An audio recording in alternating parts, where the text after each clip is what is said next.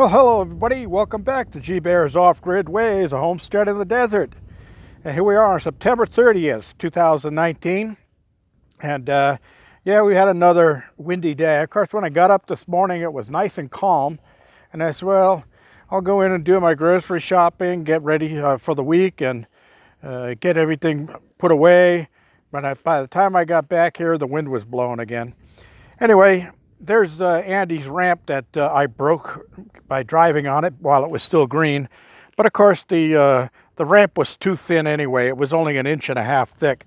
So now it's a full 4 inches, and that should hold. And I drilled into the main slab, and I put some bolts in there and tied the two together, so it'll hold up good. All right. So one thing I found out is on that rat spray is it also keeps the ants away. I had the ants getting into the chicken coop and going after the water and everything. Well, I sprayed all the way around the border of it, and the ants won't cross it. Huh. Well, at least not yet. All right, so we're going to head over here to the garden house because I want to show you a little something I added there, and I'm going to show you I bought the big bottle of rat spray instead of the little spray cans. It's a better deal. It's more expensive, but you get a lot more of that rat spray in it. And it's got a battery powered wand where you can just keep squeezing the trigger and just keep on spraying. Anyway, there's my little sign I made. And just had a scrap piece of wood laying around, a little piece of 2x12, and I said, yeah, I think I'll grab my router and make a little sign for there, in the garden of the Eden. All right, anyway, here we are inside. The wind's still blowing. Anyway, this is the bigger bottle of that rodent repellent, and it's safe around kids and pets and plants too. So it works inside and outside. It'll keep rats, mice, and all kinds of rodents away. And this stuff really does work. I've noticed now it's been, since I used it almost a week ago, not a single desert ground squirrel has been seen around my property. So I came through here also, and I sprayed all the way around the bottom of the garden, all the way around the garden house, around the outside edge. So they won't even try coming near this place now. All right, well, that's about all for here. Let me close this up. It's been getting chilly lately. It was only like 45 degrees when I got up this morning. And I just kicked the heater on in the cabin because it was like 61 in the cabin. And it had a little nip in the air, so I kicked that brand new heater on. No time at all. It was right up to 70 degrees. I shut it off. Didn't use hardly any fuel to do that. And I'm still on that same first tank I put on back in December. It's still working. I'll make dinner with it again tonight. But I know it's got to be getting really low.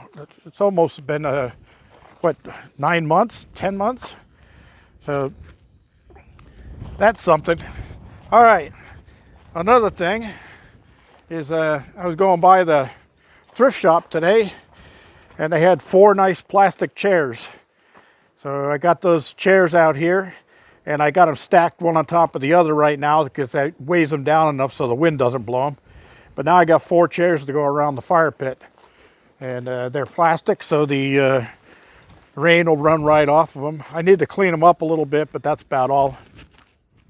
The other thing I did was I got my pipe wrap insulation out, and I insulated all of the manifold pipe going all the way around the blue barrels because of the temperatures dropping here. I don't want to get caught by surprise with an overnight freeze and have all my pipes freeze on me. So I've got to pick up a little bit more, and probably one more roll will do me. Do this manifold on here and do the 2 manifolds on the totes down by the garden house, and that should take care of it. the tanks themselves, if they've got enough water in them, there won't be any freezing problem there. But then again, if they're totally empty, there won't be any freezing problem.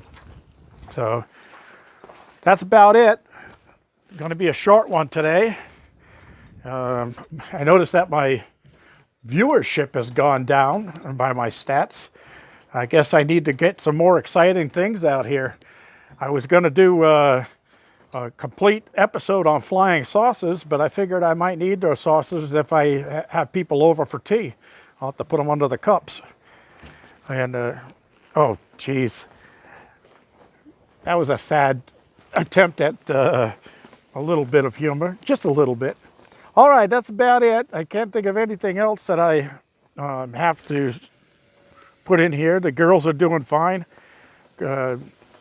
Still, the egg laying is still way down, so don't know what I'm going to do about that. That's it, everybody. Plenty of electricity. The turbine's been going like crazy. And right now I'm running at about 13.7 on the battery bank, so I'm going to go in and turn the TV on and a few other things. Maybe I'll turn the electric heater on in the bedroom and warm the bedroom up before bed tonight. Don't forget, everybody, give me a thumbs up down there. Please don't forget to subscribe. Don't forget to share. And don't forget to save. Anybody wants any information out there about anything that I've covered before, just leave it down in the comment section. I'll be glad to get back with you on that, okay? I'll have something else I need to discuss with you later, but I'm waiting for an okay from the guy before I say anything. So, G-Bear signing off.